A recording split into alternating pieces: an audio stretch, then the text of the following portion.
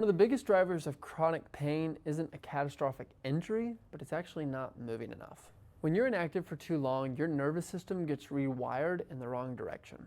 And this can lead to more sensitivity, inflammation, and emotional stress. The beautiful thing is, you just need to move more. Movement truly is medicine. But before we dive into how to move properly, how to move well and wisely, let's talk about what actually happens when you don't move enough. When you stay still for too long, your nervous system actually becomes less efficient at regulating pain. This is mostly due to inflammatory cytokine buildup, the pain amplifiers, because when you're not moving, you're not actually circulating a lot of the waste out of your body, and so they just accumulate in your system. And at the same time, anti-inflammatory cytokines are decreasing in number because you're not stimulating them through movement.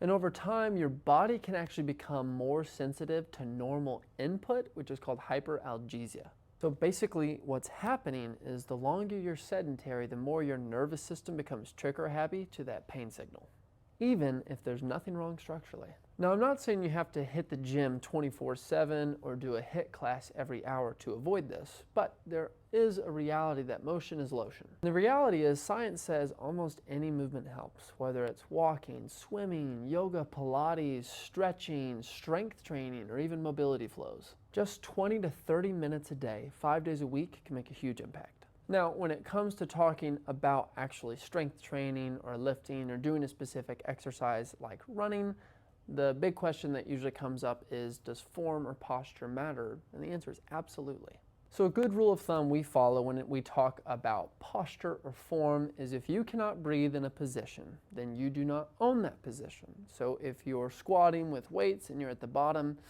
and you can't breathe and you're holding your breath, then you don't own that position, so you probably shouldn't either squat or squat at that weight yet. Same thing with running. If you can't run at a certain speed without breathing easily, you probably shouldn't run at that speed.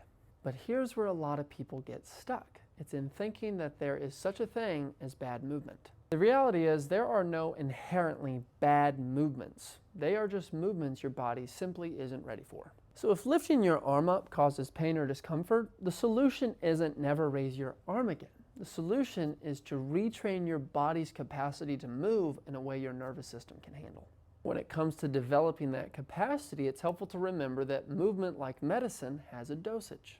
Meaning, based on your goals, you need a specific frequency, intensity, time, type, volume, and progression for your movement. If you do too much too soon, you might flare up. If you do too little and too far apart, you might stagnate. But if you just the right amount, you might grow.